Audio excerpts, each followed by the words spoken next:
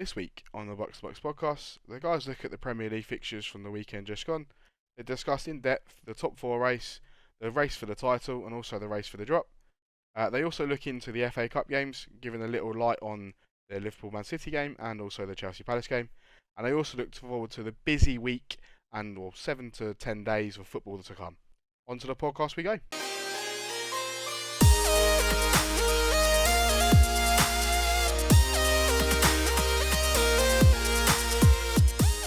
Hello, and welcome to the 20th episode of the Box2Box podcast.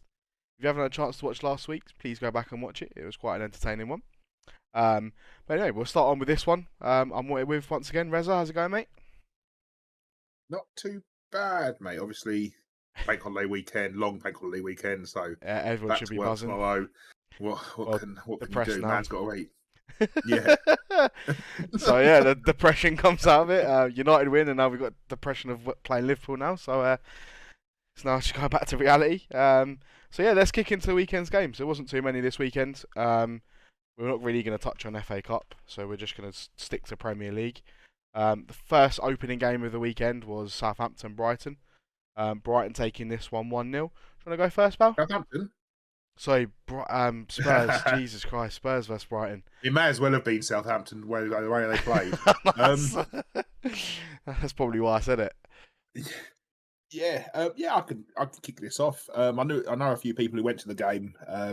They said the atmosphere was absolutely electric. It was massive, and do you remember? Obviously, you do remember the FA Cup semi-final against Spurs at Wembley for all the wrong reasons. Yeah. Just for the listeners out there, myself, Armir, and my brother Gase, we went together, the three of us, while Tan had. Well, we'll just leave it there. But anyways, Tam missed it. The atmosphere was unbelievable. It was an unbelievable football match. But one of the things that came out of it was that Spurs have no songs. They have one. At all. It's nicked off It's Southampton. Like, come on, you Spurs. That's the main thing. It's literally, come on, you Spurs. And talking to the Brighton fans that went up to the game on Saturday, they were like, it was exactly the same thing. It's just, come on, you Spurs. Come on, you Spurs. And that's all they say all game. Boring. Get a news. Just do something else, you boring. On to the game.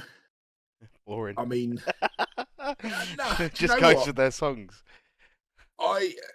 Brighton played really well. They did an absolute number. Oh, they did a perfect number on them. There's been a lot of talk. People, disgruntled Spurs fans, being annoyed at them being called the Harry Kane team. Brighton proved on Saturday that they are absolutely the Harry Kane team. They completely snuffed out any threat from Harry Kane. That is it Caicedo?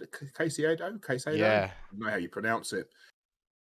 Did an absolute number. Him, Bissouma, and Gross, to be fair, the three of them did an absolute number on Kane, gave him no space at all. And then the defence just dropped that little bit deeper.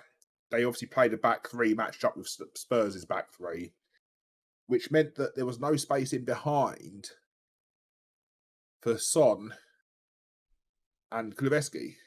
Yeah. So all of a sudden, Spurs' entire game plan is shot to pieces. They had no shots on target. I think the best chance they had was probably the relegation chance at the far post. And he was where he was sliding in. Yeah. And obviously he didn't make contact and the ball went out. But he's not the best left back in the league, clearly. Should have done better.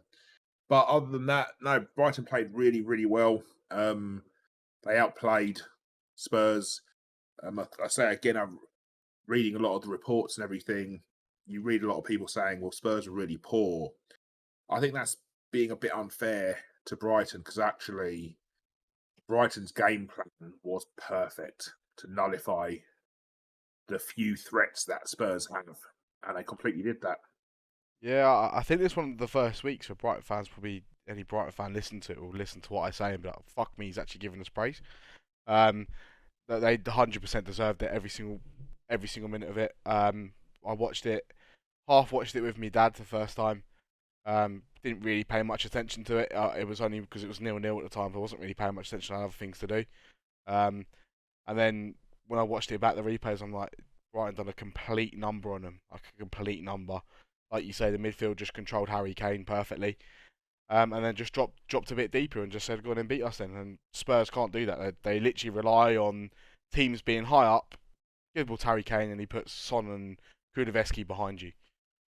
And as soon as you stop that, you then effectively stop Spurs. So it's just it proves Brighton just prove that any team can easily stop Spurs if they really want to.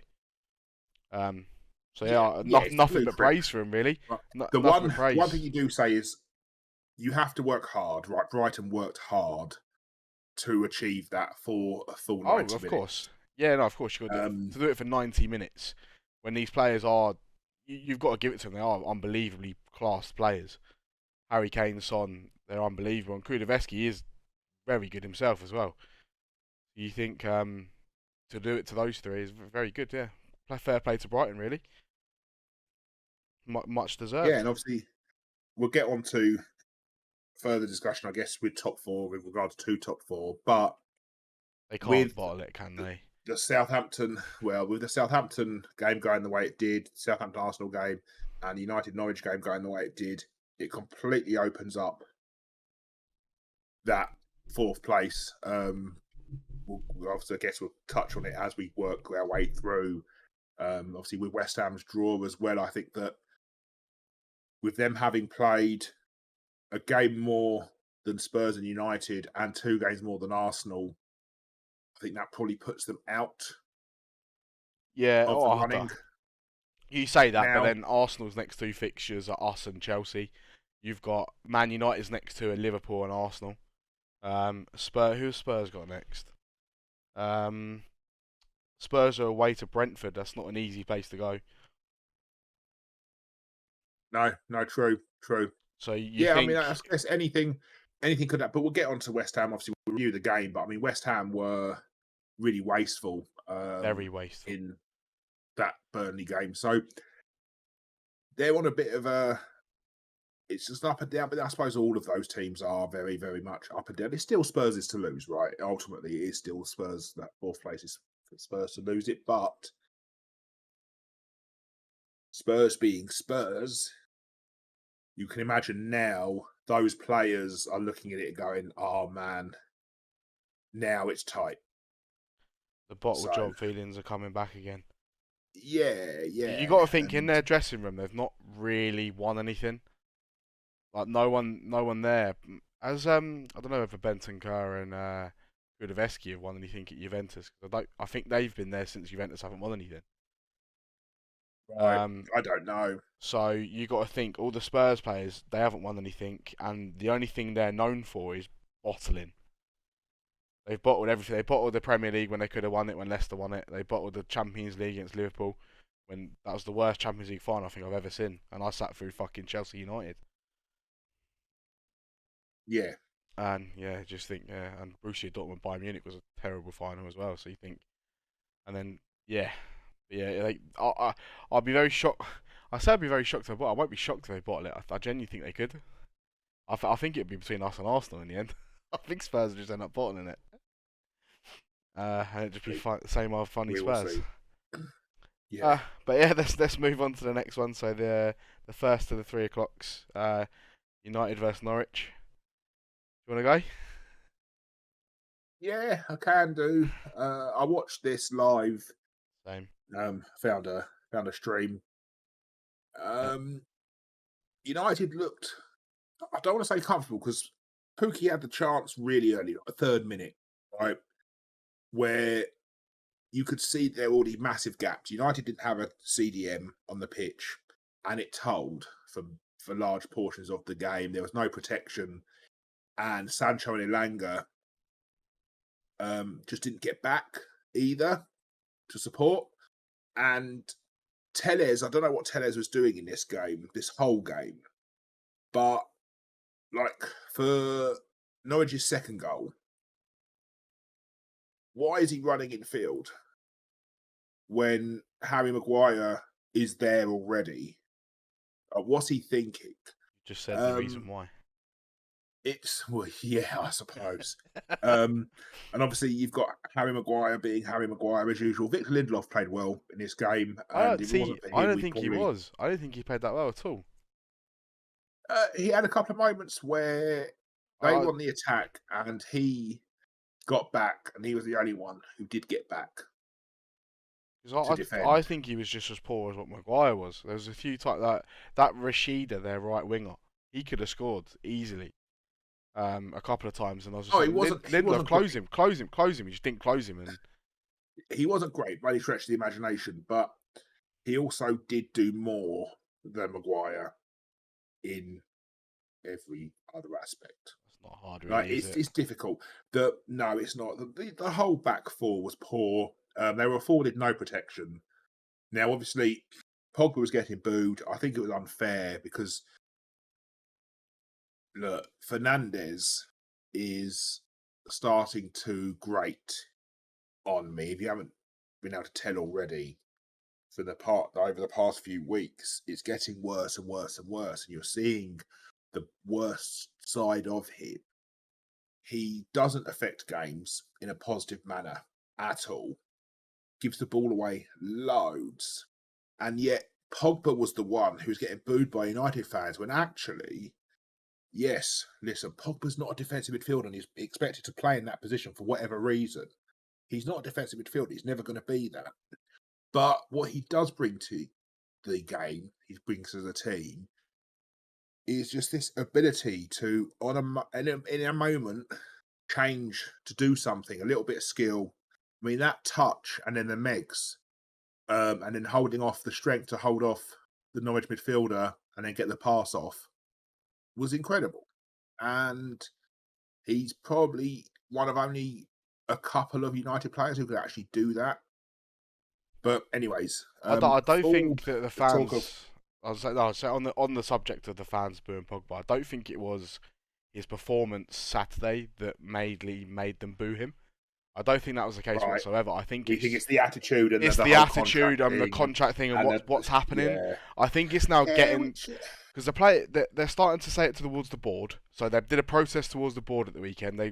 They joined. yeah, Loads of people came in the 17th minute because the Glazers have been with United for 17 years. They did it as a protest. They came in the 17th minute. So you think you add that, and I think the fact that Pogba's agent comes out and says he wants to go and this and he wants to go, and I think the fans just sort of had enough with the prospect of having Ten Hag and a new start and new buildings. It's sort of like they've got to the point now where I think they're just like, well, if you don't want to be here, then just don't. yeah. So I think they're now Yeah, starting to voice their opinions. I get it, but at the same time, there's a lot of other players who have been worse than Pogba. I know not as noisy in the press, but worse. And they always had the absolute backing. I just think it's a bit unfair from my perspective. But, anyways, United managed to get the win through Ronaldo again. The problem. Yeah, yeah. I don't. I guess I get what Paul Merson is trying to say in that he's not mobile because there was a point actually that highlighted Ronaldo's immobility. He Yeah, picked up the ball around the halfway line and he I know what you're talking about. He started stood walking. still and then he just passed the ball off. He didn't move. He just literally just like flicked the ball away and then started kind of just like I don't know, a jog. Like people were running a fucking marathon would run at that kind of pace. And yeah, he just jogged off, and you're like, mate, just put some more effort in. So I get that from that perspective. However, that's 20 goals now in the past. Is it 17 seasons? 20 goals a season for the past 17 seasons. Yeah, Insane. 50 career hat tricks. yeah, 50 Was it career hat 60? trick. No, 50. it's 50 club hat tricks. Okay, yeah, because obviously, yeah, He's not got including 60 Portugal. career, 50 club. That's it. Yeah, that's what. Yeah. So incredible. United were lucky. I thought that Norwich played well, and actually on another day, obviously again De Gea having to make a top draw save again to keep United in the game at 2-2. He's been very good lately, But De Gea. no, he has. He's a great shot stopper. His distribution, like Army said a few weeks ago, right, when he came on, it's his distribution that lets him down. And I think that's why they may look to upgrade him. But as we discussed, he is not a priority. No. Like, getting a new goalkeeper is not a priority. If he's happy to stay, which he seems like he is, and obviously his comments after the game against Everton were really interesting. He called it, was it a disgrace? I think he called it. Yeah. Well done. Well done. What was also interesting is after the Norwich game, Ralph Rangnick basically saying that we are the only team in the Premier League to concede goals the way that we do. And he's absolutely right. Now, where the buck stops in terms of whose responsibility it is, ultimately he needs to coach these players. Either if they're not listening, don't play them. It's as simple as that. If they're not listening, get someone else in. You've got Bailly, you've got Jones. Yes, it's Jones, but you've got Jones. Drop them. If they're not listening to what you're telling them to do, drop them. Simple as that. Show some bollocks. Drop them. That's what you should do. Yeah, because you shouldn't then come out and go, United are the only team that concede goals like this. Because ultimately, by doing that, you open yourself up to the criticism. Because either you don't know how to coach the defence, or they're not listening to you. Yeah. And by you saying that, you've opened yourself up to only one of two possibilities. And if they're not listening to you, what are you doing? Playing them. And if you can't get them to do, or you can't coach them in a manner that means you can get the best out of them, then what are you doing? So either way, it looks bad on him. I think the problem is as well, the players just don't listen to him. It's quite evident that they don't. Maybe, but like I say, if that's the case, don't play them. Just drop them. It's as simple as that. Just drop them. I suppose the only problem is though. I mean, up until obviously last week, it looked like fourth was in, and now all of a sudden, with the way the results have gone this weekend, and the fortune that favoured us a little bit this weekend, it now looks like top four is again a possibility. However, there's every chance that we get destroyed tomorrow. Oh, we're good. And then we get beat at the weekend. And then all of a sudden, you're back to this same. So fuck these players off. If they're not listening, don't play them. It's as simple as that. Tomorrow's game is a moment to make a stand and go, do you know what? If you're not going to listen to me, I'm going to drop you for this game. Ten Hag, apparently it's agreed in principle, right? Oh, it's done apparently, yeah. I saw that. He'll see it. A minute ago. And go, hang on a second, he's dropped these players. Why? He'll be told why, and they won't play again. It's as simple as that. Or when Ten Hag comes in, the first thing he's going to go is, right, you either want to be here or you don't. If you want to be here, you're going to have to listen. If I don't see you listening, I'm going to drop you. Simple as that. Yeah, according to Van der Vaart, that's what he said, that's what Ten Hag is. Right. Well, if that's the case, then brilliant. That's what he's like. Because, listen, Harry Maguire loves playing for England. If that motherfucker can't listen, he's not going to play for England, is he? Because if he gets dropped, he's not playing for England. If Southgate sticks true to his word, which he hasn't done so far, but that's another matter, he won't play for England. Yeah. And then all of a sudden, that's it. His career's done. Mm-hmm. So you can absolutely drop these players. Yeah, you can absolutely drop these players. That's what I meant has failed. What I meant in terms of you can't drop him is that it will get to a point. He doesn't trust Bailly whatsoever. I know he doesn't trust Bailly. That's why he doesn't play. Phil Jones, I think he probably trusts him, but he just knows he's not good enough. So I think he's probably looking at it going, well, these players are the best we've got on the pitch. That's what he probably feels. So he's like, whether they listen to me or not, it's like if I drop him, I'm bringing someone in that's just not going to do anything. He's stuck in a limbo. It's either you do that and then you just bring the kids in and just hope the kids can do it, or you drop your first teamers and you try and get the reserves to do what they're doing, but he doesn't. He But clearly you're doesn't. not going to do it now. The problem is he clearly don't trust Bailly because Bailly would play otherwise. Even we've said it loads of times. Bailly's our best centre back when fit. So he clearly doesn't trust Bailly, otherwise he'd be playing. Varane's injured, like constantly injured.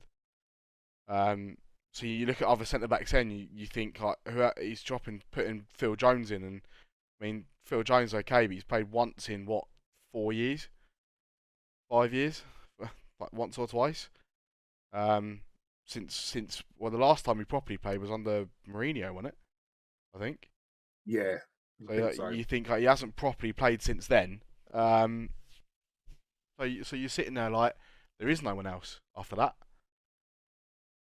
Like they should be dropped. You're right. I 100% agree with you. They should be dropped. I'm not for 1 second saying they shouldn't. There's nothing there. It just gets to a point where you're just stuck and you're like, well, I'll drop them for nothing, and then we're just stuck with the nothing. Yeah. So it's very He's in a very difficult position because it might look like he can't coach, but I think he can coach. I just don't think they're listening. I think they're just sort of going out there going, "Oh, we can do better. We can do better than what you said to us." But no one plays as a team. No one tracks back. No one tracks the runner. There's fucking massive open. What worries me even more is the fact that we got Liverpool tomorrow and we haven't got a midfield. Even when we had our midfield fit, it's one of the hardest tasks ever. But we haven't got one now. You see how open the game was on Saturday against Norwich. With all the respect, Norwich, they're the worst team in the Premier League this year, and how open it was. And you think we're now going to go to Liverpool, possibility of the Premier League champions this year, if results go their way, and we ain't got midfield. That's the reason why I think Matic didn't start, to be fair, on Saturday. Yeah, quite possibly. I mean, Matic is done, of course, yeah, but when Matic came on against Norwich, we actually looked better. Like, we controlled the game a lot more. We sustained attacks. We looked a lot better with Matic on the pitch. But he can't play 2 games in a week. That's a problem. I mean, to be fair, we looked better with Matt on the pitch as well, for what it was worth. No, yeah, Matt actually did do very well. Picked up some good positions. Yeah, anyways. All right, we'll move on for this, otherwise it's going to be nothing about us. So we move on to the Southampton Arsenal game. Southampton winning this game 1-0. How did you see it, pal? Arsenal, I mean, 23 shots on goal. Only 6 on target, but 23 on goal. They created a hell of a lot. Forster was in top 4 at the weekend. Made some really, really good saves. Southampton, on the back of the result the previous week, this is what I was saying last week, when a drubbing is only bad if it precedes another drubbing. Yeah. Right? And actually, you said that about Chelsea. They got smashed by Chelsea, and then they can't beat Arsenal. Now, it was a dogged display. Arsenal will look at it and go, okay, if we had... They've got quite a few players out, haven't they, Arsenal, at the minute? Well, I've said last week, I think their secret to their success has been Kieran Tierney's been leading the defence for them, by example. And I think Thomas Partey runs their midfield very well. And I think you're missing the 2 key players that make your defence run. So everything starts with Tierney and Partey. And and obviously no recognised striker either. Obviously Lacazette's out as well. Not that he scores many goals, Lacazette, but still, they didn't have a striker on the pitch either, really. So, or not to say not a recognised striker, but no, it was a good bounce back for Southampton. Arsenal will be looking at this and going, how did we not at least score, or at least hit the target more? But so we have 23 shots and only 6 on target. You can sort of only sort of says it all, really. But to be fair to him, Fraser Forster, I don't know what the fuck that man ate on Saturday morning, or whatever. Yeah, And his Weetabix. he needs to do it every single fucking week. Some of the saves he pulled off. I literally, I was like, saw the result and I was like, oh, I'll watch the highlights back again. And you're watching it and you're like, are you sure this game ended 1-0? Because I'm like, surely that goes in the back of the net. Oh, no, you saved it again. Oh, no, you saved it again. Oh, no, you saved it again. I think all the 6 shots that they had on target, Arsenal, on any other day probably go in. But this day, He Fraser was Foster was like a man no, you're not going in possessed. today. Yeah, he did play like that, and it was impressive. It was very impressive to watch. But like I say, it's Arsenal will be disappointed, but that's now 3 losses. Is it 3 or 4 losses on the bounce? 3 on the bounce. Southampton, and Palace, and Brighton. 3 in a row.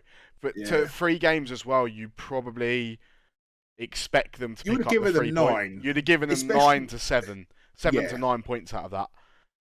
Yeah. In all honesty, to Brighton fans, I probably would have put Brighton as the draw, and then they'd beat Palace, they'd beat Southampton. Yeah, I think that's fair. And I think that obviously now you're looking at it, and it's again, we talk about Spurs, typical Arsenal as well. Just bottling it a little bit. Yeah, I think this weekend is massive in terms of the top 4. With Arsenal playing Chelsea and us playing Liverpool this week, and then us and Arsenal playing each other. I think by sort of this time next week, which is next Monday, I think that will be we'll have more of an idea, I think, of who would be top 4. Or who's the top 4 contender, because if United can somehow pull off a win at Arsenal and then maybe get a draw against Liverpool, I know that's what I'm thinking very, very, very, very luckily. But you think that Arsenal would probably be out of the top 4 race if they don't beat Chelsea. Or if they say they draw to Chelsea and lose to us, I think they'd probably be out of it. And then obviously it'd be us and Tottenham. But we'll see. We shall see. Could be a very interesting week. Oh yeah, it's going to be a big week. It's a massive week. It's a big week because also it's a massive week for the title. It's massive week for a lot though as well. I can't remember a season where it's been like this as well. Yeah, because Burnley will fancy their chances against Southampton, and Everton will probably fancy their chances against Leicester. And so, yeah, it's quite interesting. And then Burnley got Wolves, who Wolves are very indifferent. And then again, cold. Yeah, and then listen, Liverpool will smash Everton. So Burnley will be looking at this and going, "This could be a huge week." I don't know whether Liverpool will smash Everton though. You've just said that. I don't know whether they will. No, not a smashing. I think they might win, but I think it'll be a lot closer than what people think. Yeah, fair.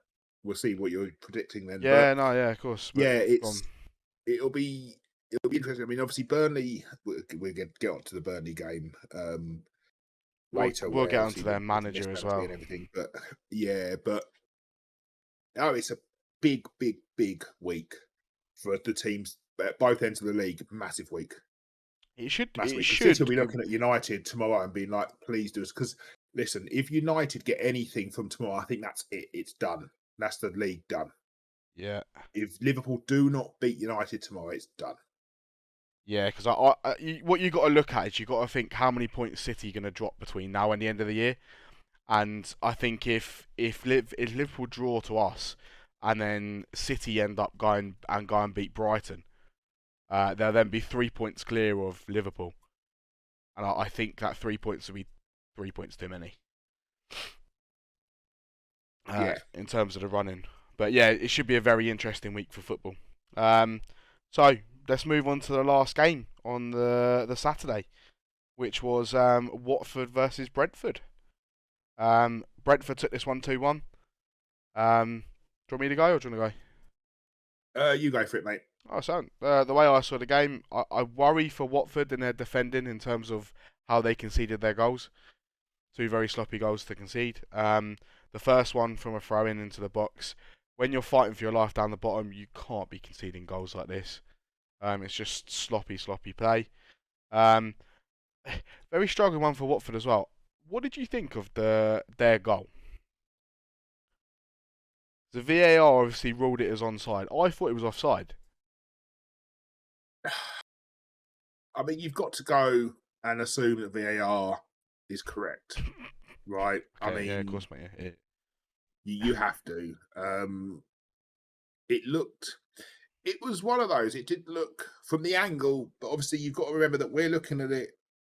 So it's like an isometric view from the camera. Well, the line's diagonal, but then we've got an isometric view. So we're looking at it from a really funny angle, Yeah. Tyrone Snatch. So it's difficult, really difficult to judge. And that's where a lot of this comes from because a lot of people, oh, it's offside, it's offside, it's offside. It's like, well, you're not drawing lines correctly and everything. So you just have to go with VAR in this situation. For offsides, I can't see how VAR could get it wrong Yeah, you'd like to think so. because ultimately they have rules about how lines are drawn, about what body part constitutes where the line begins, Yeah.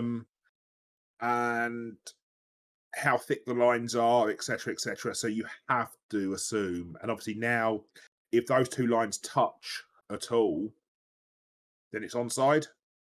There Yeah. has to be a gap between the two lines. Yeah, yeah. So you have to go with VAR in this situation. Oh, I see what There's you no mean. other I option. suppose, yeah, like you're saying, the human eye to me looked like, from the angle that they showed us on Sky Sports, it looked like it was offside, but then you probably have to go with them. I think even though the game was pretty even stat-wise in terms of number of shots had, I think Watford would be kicking themselves massively from the chances that they missed with a lot better quality than the chances that Brentford had. Is what it looked like. I don't know how they don't put the ball in the back of the net a couple of times. There was a couple of times I was like, "You sure the game ended 2-1 Brentford?" When I see Watford player going through on goal and he hits the post and then the rebound he completely scuffs wide. You're just like, Jesus Christ, you're like 6 yards out and put it wide. Obviously, no defenders in front of you, but should do a bit better. I think Watford will look back. I think Watford probably will go down, and I think when they do, they'll look back at games like this and think we should have got something from it. Yeah, I was basically going to regurgitate what I said last week. Obviously, they lost 3-0 to Leeds last weekend, and I felt that the result flattered Leeds massively. And Watford will look back and they had opportunities. They'll look back on this game, and again, they had opportunities. I think you're right. I think defensively, they're very, very poor. And that is what's going to see them down because going forward, they create chances. They're just not very. They're not. They don't put them away, right? They're wasteful going forwards, and they're leaky at the back.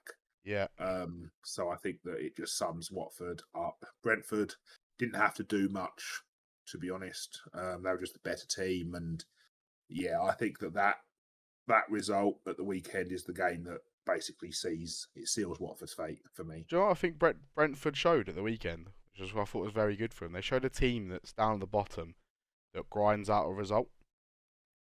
They just did what they needed to do to stay in the game, and then as soon as their chance came at the end, they took it.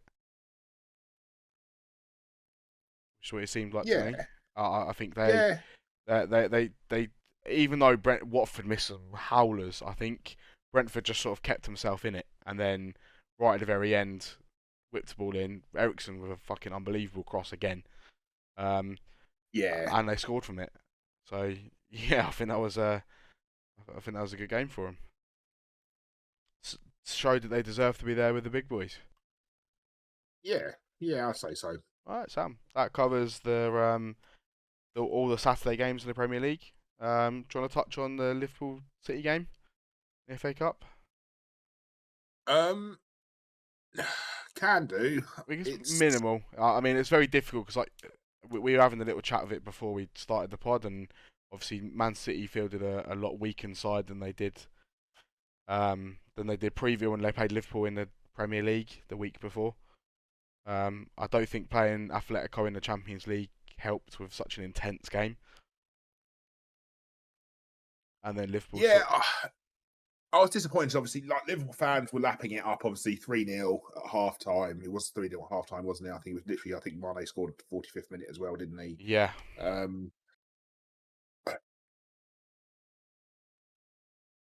City were poor. Liverpool were very good, but City started with Stones and Ake and Zinchenko and Stefan in goal. It says it all. There was no De Bruyne on the pitch either. Their priorities lie elsewhere, and that was it clear did. and obvious for Yeah, all to see. Whereas Liverpool, they, and fair play to them, respect to them for doing it, they just fielded their team, and they were like, "No, it's a semi final of a cup. We've got every chance of winning it. It's another trophy." Because listen, as United fans, we know winning becomes a habit. yeah, I was somewhat surprised because City, you think of all the years that City won a League Cup, because it breeds that habit, right? It becomes habitual. Winning becomes a habit. Winning trophies becomes a habit. It's like, well, I've done it before. Yeah, okay, it's the League Cup, but still, it's a League Cup. I've won it. I've won it. yeah, I was surprised somewhat, but I mean, City be looking at that and going, I mean, they literally had the game to Liverpool in that first half. They came back into it and they did well to get back into it and to make it interesting at the end, but obviously it was too little too late yeah, at that point. But again, another very good game of football. That's two great games of football between the two sides, the two best teams in the league by far. and the world. And You'd probably say, and the world. yeah, probably. I mean, you look at obviously Bayern's surprise exit in the Champions League, which was a shock to a pretty abject Villarreal side. Yep. I mean, as Armir put it, we beat them twice. So it's says it all. Under Solskjaer as well. Yeah. So yeah, it's hard to argue that they are the best two sides in the world. Obviously, the Champions League draw favours Liverpool. Yeah. As per. To be fair though, I don't think I think it's going to be City Liverpool final. I don't see Real Madrid causing that many problems to City. Just from No. the way City play, I think Chelsea gave them the first tie, and then Chelsea really should have gone through there, and I think that would have been a different semi-final then, Chelsea versus Man City. But I think Real Madrid's I don't think they're going to have enough for them. I think City have got that, and I think City will be in the final. And then if Villarreal get something from Liverpool, I'm not going to say it because I'm going to say something and it's going to happen. But I genuinely, I'll be shocked if Villarreal get anything from that game or either game, home or away. So we get another Man City Chelsea final, Man City Liverpool final, which is sort of like in the 2000. Remember when Man United and Chelsea were going at it between like 06 and 09? And yeah, we were going at each other in the league, and we were the best two teams in the league, and we ended up going to Champions League finals and semi-finals, and then we ended up playing each other in 07 and 08. Probably the best two, probably the best two teams again in the world, because it was just before Barcelona were on the ascendancy. Yeah, but at that point in time, it was difficult because I mean, Chelsea in particular had Barcelona's number. Yeah, they did. At that point, they knew how to beat Barca. Yeah. So yeah,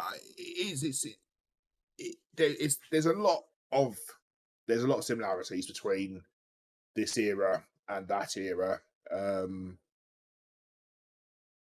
Still think those two teams are better than these two teams. What, 07, 08 United and the Chelsea team? Yeah. Yeah, to be fair, I mean, you read off the names of the starting 11s of both, and I don't think the teams that have right now. I think it's very difficult as well, though, because you've got to think Liverpool and Man City are so far above everyone at the moment.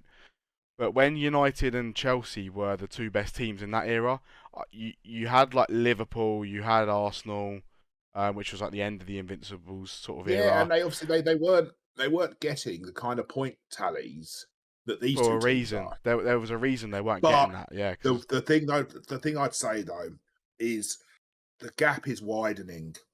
There's an interesting feature actually on I think Football 365 talking about is there actually a big six, or are we just a top three and then the next three and then the rest?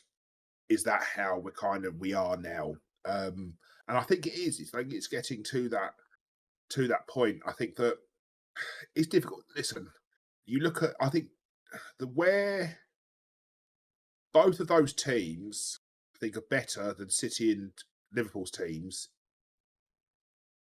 Defense is a big one. I think the defenses of both those teams were miles ahead of anything that City and Liverpool have got right now. Yeah, I think what you've got to look at is what of the Manchester City and Liverpool defences would break into the Chelsea and Man United defences of 07-08. And None of them. I don't. Only maybe right. Only Alexander Arnold. So I was I thinking think. Alexander Arnold's probably the only one you'd put in there above the ones that played in those two teams. Yeah, but then to because be left fair, back. you go to sort of midfield and you're sort of in the same situation and the strike force. Maybe Yeah, the it's De maybe the Bruyne. wingers, maybe De Salah Bruyne from gets in Chelsea's midfield. team. Because I think Man Yeah, United's front three of Rooney, Tevez, Ronaldo is the greatest front three the Premier League's ever seen. yeah, You could even go yeah, further back, maybe to sort of Best, Charlton, and Law. As in United's '68 team, I think United's front three of Rooney, Ronaldo, Tevez had everything. Um, yeah. They did.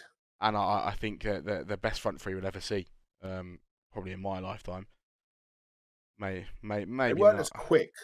Obviously, Ronaldo was all the pace, right? Rooney and Tevez weren't as quick, but technically they were better than I think any of the three that Liverpool have. Yeah, Jota's probably the closest Rooney is a proper in terms of footballer. technical ability.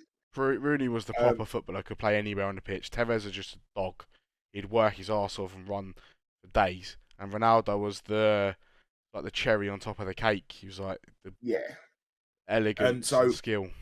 yeah, like I say, I think that, but it's still good to see that the Premier League is producing teams like this Oh in yeah, terms of of course. managers. Obviously, there's not you don't have. It's interesting actually because actually there's a lot of similarities as well because you think between like Mourinho's Chelsea and Fergie's United, there's a lot of mutual respect between Ferguson and Mourinho. I mean, Jose always used to refer to him as Sir Alex always. And there's respect between Klopp and Guardiola as Yeah, there well. is. And Yeah.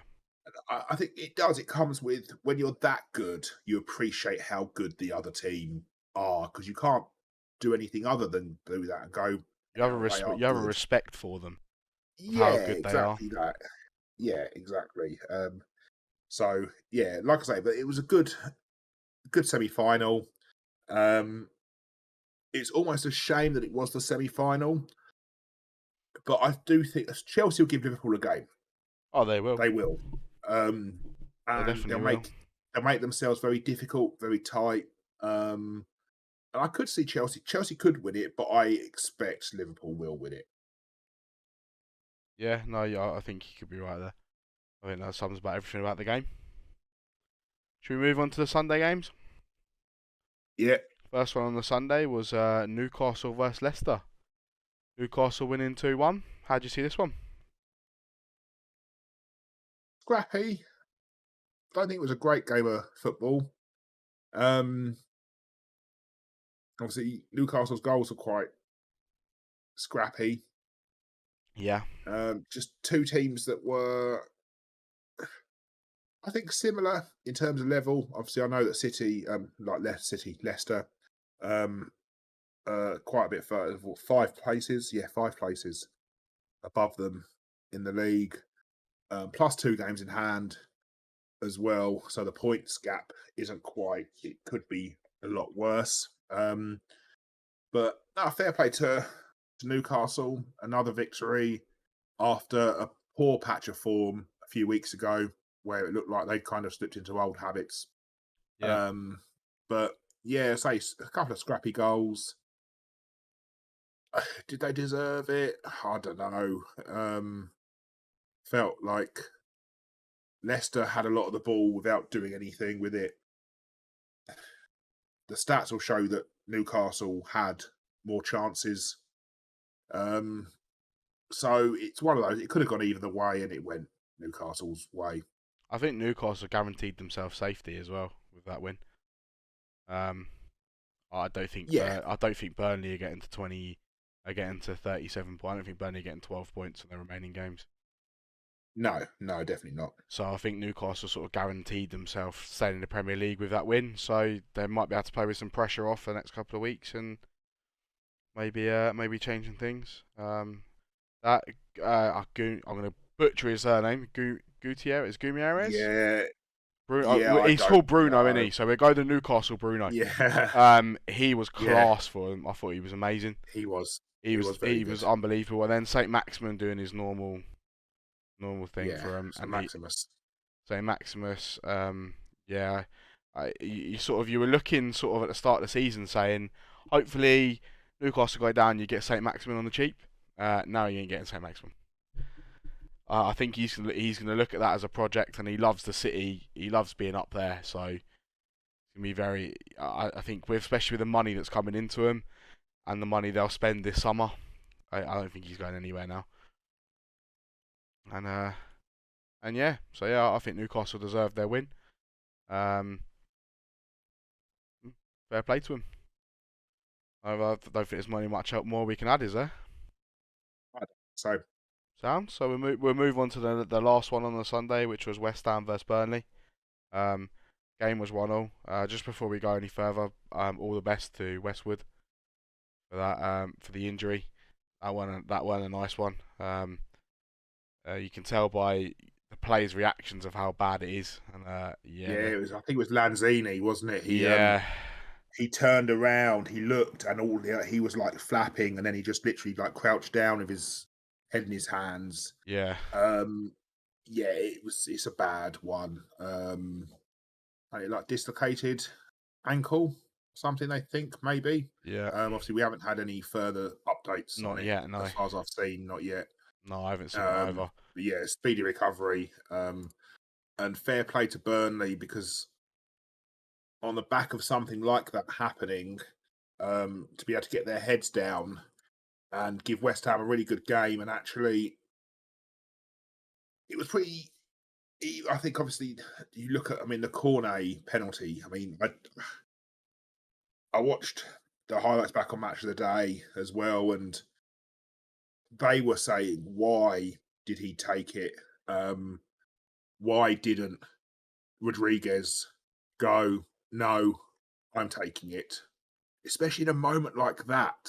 Because that obviously puts them 2-0 up. Yeah, I know. Right. Hindsight's a beautiful And thing, though, really, isn't it? Like, no, it is. And obviously he felt confident. He won it, to be fair to him. And I it was a penalty. just just to say Um, before you go go on. forward, I find it very difficult when a player's that confident to take a penalty. I feel like you should let him. Like he was confident. He wanted the ball straight away. He got up, wanted the ball. Like, I want his pen. Like to me, you let It him was have it. was he? I mean, he was obviously overconfident because that was a god awful run up. No, of course, yeah. No, It's at like that he point, didn't know what he was doing. And this is the thing, like there's confidence and then there's arrogance. And I think what he did was arrogant. I think he saw a possibility for his name up in lights because had they won this game, suddenly it's looking completely different. Because with Southampton next, when Everton have got Leicester and just then before Liverpool. that, and then Liverpool, they'll be looking at it going, this is a good opportunity. And I think that he just got arrogant because that run up, what the fuck? Just put your Yeah, no. fucking No, foot I know through what you it. mean. What I are know you what you mean. doing? Yeah, Awful.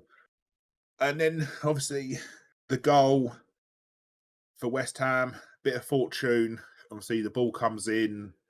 Don't know which Burnley defender gets their head to it first, and it hits Soucek's shoulder, goes in. But you do have to mention as well, Nick Pope did make some really good saves. oh my god, that save! Oh Mikel gee, I forgot about Antonio, that. Whew. which one are you talking about? Not the Mikel Antonio one, No, the one the one before from it. The one before yeah, it that he was going to his left and then dived to his right and tipped it wide. Oh yeah. my wow, what a save!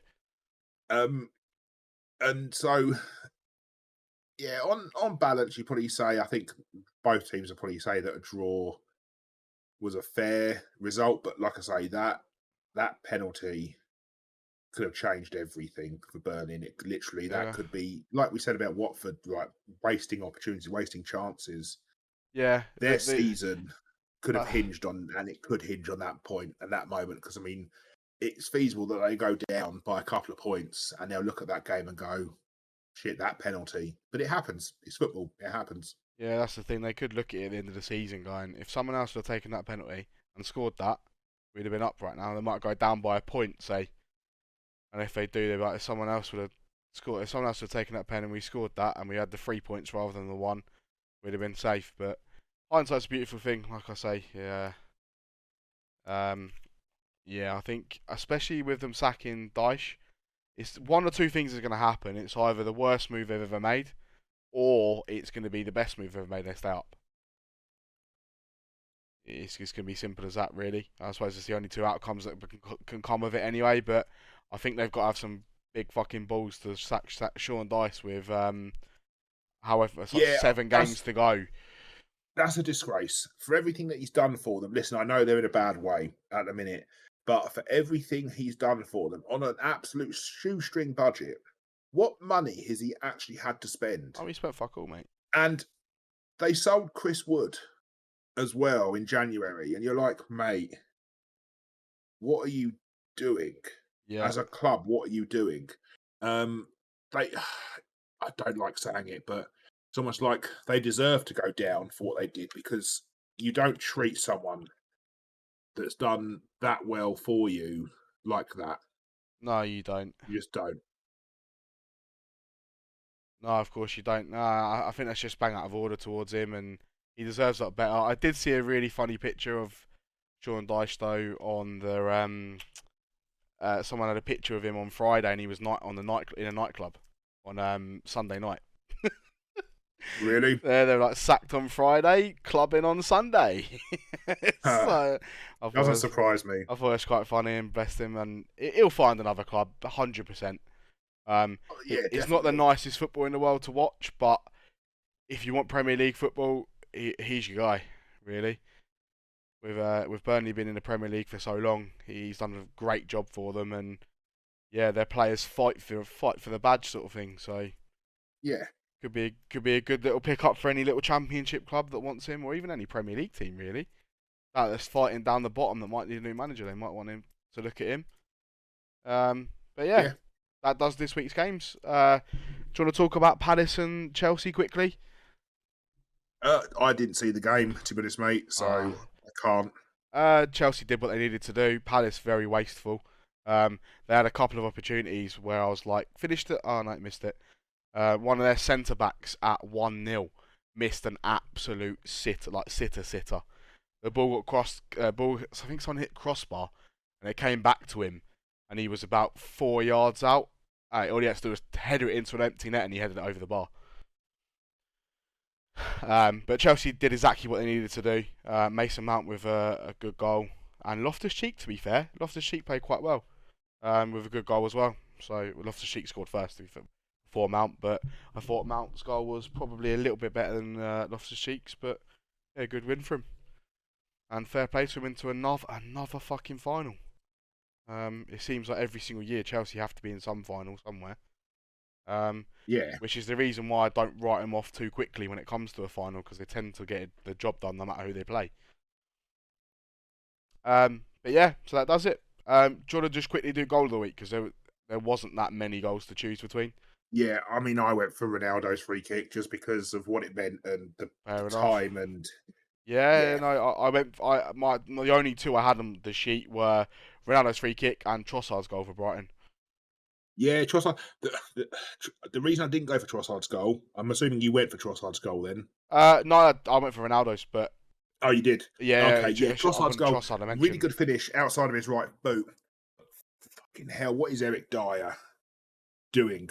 I don't know. Defensively, he was sold. So many Spurs fans go on about him being a fucking shit case.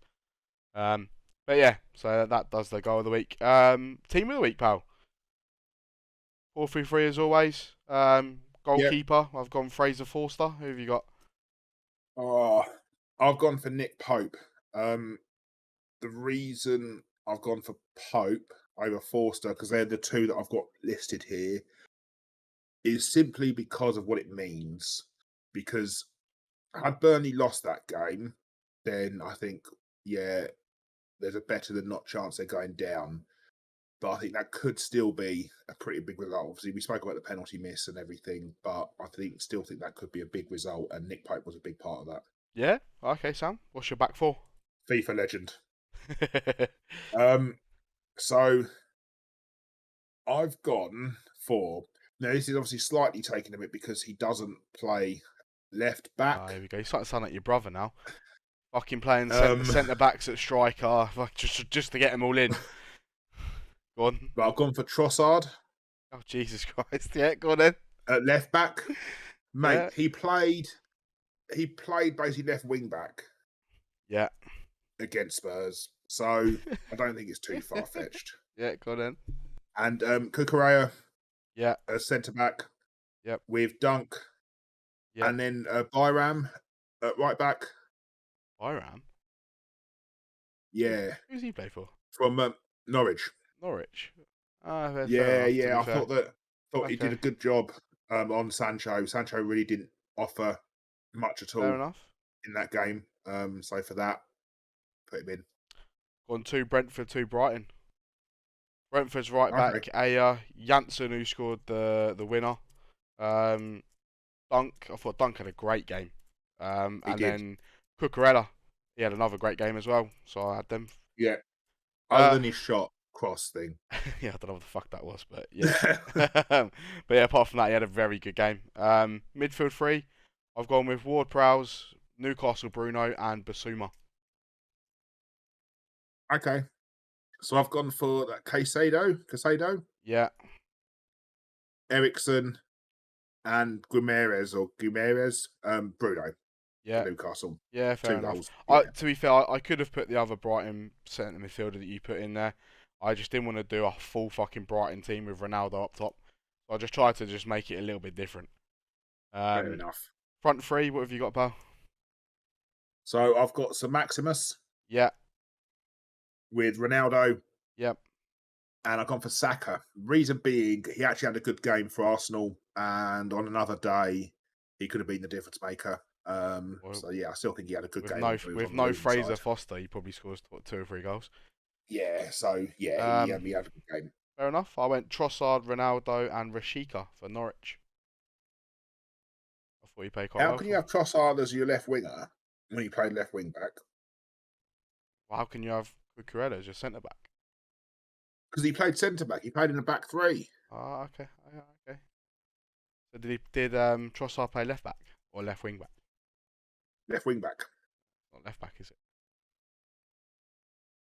It's closer to left back than left fucking wing. It's not. It's fine. It's fine. He's a defensive winger. He's a defensive winger. I'll start calling you my brother. Alright, that does it for this week. We'll move on. We've got a few games to go for. There's quite a lot of games coming up in the next sort of exactly 7 days. Yep. We've got the big one tomorrow, United versus Liverpool. What do you reckon? 3-1 Liverpool. You think we're going to score? Yeah, I think Ronaldo's going to get one. Fair enough. I've gone 3-0 Liverpool. Chelsea, Arsenal. 1-0 Chelsea. 1-0 Chelsea. I reckon 2-0 Chelsea. Everton, Leicester. Draw. What, 1-0 or 0-0? I think it's going to be 0-0. Ball draw. Yeah, fair enough. I've gone 2-1 Everton. Okay. Newcastle, Palace. 1-0. Yeah, that's what I thought for this game as well. City, Brighton. 2-0 City. I had 2-0 and I crossed it out and put 2-1. But I think just from how Brighton have been recently, I reckon they'll get a goal. And then we go to I believe it's the first one of the weekend on the Friday. Burnley versus Southampton. Oh, it says Thursday here, but yeah, whatever. Is it Thursday? Okay, it might be Thursday then. Well, Oh yeah, it 1-0 must be. Burnley. No, it is. Yep, sorry, because Burnley are playing on Sunday as well, so it must be the Thursday. Okay, 1-0 Burnley. Yeah, I'm going 2-1 Burnley. Arsenal's United. Arsenal's Yeah, it's pretty much Arsenal United. 2-0. 2-0 Man United. Oh, fair enough. I'm going 1-0 Arsenal. We ain't got a midfield problems, big problems. Leicester beat Villa. 1-0 Villa. Fair enough. I'm gonna go 1-0. City Watford. 3-0 City. I was thinking exactly the same thing. Norwich versus Newcastle. 1-0. 1-0. Fair enough. I think Norwich are going to get a draw there. They played well against us. I mean, I'm probably not saying a lot, but We had no yeah.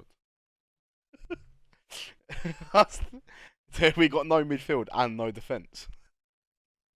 Maguire and fucking Lindelof need protecting at the best of times. Let alone fucking no midfield.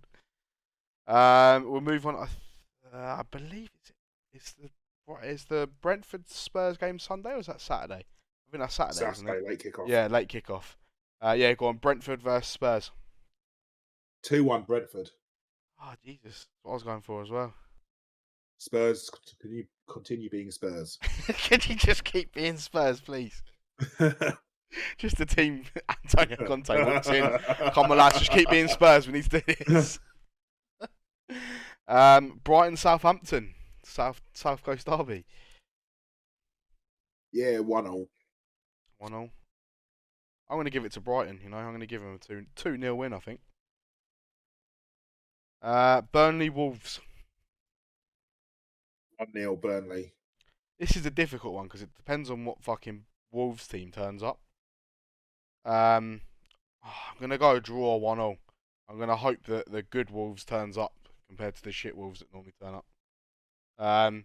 Chelsea, West Ham. Oh, it's going to be an interesting game. I think West Ham will be well up for it. Yeah. They're one of those teams, aren't they, West Ham? Because especially when the fans get behind them, they are one of those teams. I can see this being a draw. I'm going to go 1-0. I'm actually going to go 1-0 West Ham. And my reasoning behind it is because I think West Ham has so many games recently, they're actually going to have a week to prepare for this. Because Chelsea have got Arsenal midweek, and West Ham have got no one midweek. They can just sit back and relax. Well, not relax, but train to play Chelsea. I just think Chelsea playing Arsenal, and then that's going to be a hard game for them. And then, yeah, I think West Ham could do it. And we round the weekend off with Liverpool Everton. Derby. Yeah. 3-0 Liverpool. 3-0 Liverpool. Fair enough. Yeah. I reckon 2-1 Liverpool. Like I said earlier, I think it'll be a close game. I think Everton are going to put up a fight. Well, they have to, otherwise they're fucking going down. So I think it'll get to the point where they will put up a fight. And Lampard's normally been, I think he had an okay record against Liverpool when he was at Chelsea. I know obviously Chelsea are a lot better than Everton, but you never know. You might have old Kloppy's number. Hey, yeah, true. Yeah. We got Palace Leeds as well on the Monday. I don't know if we want Palace Leeds on the Monday. Oh, I missed that one. My bad. Yeah. My bad. I missed that one.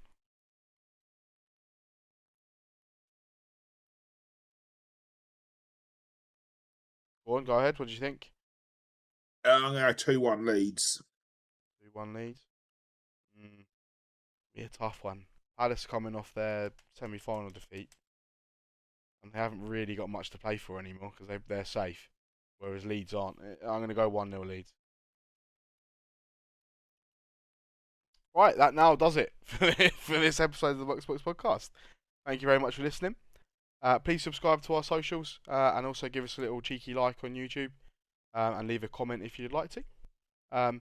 If you'd like to appear on the podcast, I'm sure me and Reza are going to start talking this week to get some people on before the end of the season. It might be good at trying to get someone that's maybe a bottom 4 club, and then maybe someone that's going for top 4, and maybe someone that's a title race club as well. If we can try and do that between now and the end of the season, might be quite nice to get different perspectives. Yeah, definitely. If not, if you'd like to appear on any of the episodes or any episode, just give us a reach out on the socials or comment on our YouTube video, and I'm sure we'll get you on at some point. And we'll speak to you next time. Thank you very much for listening. Oh, cheers.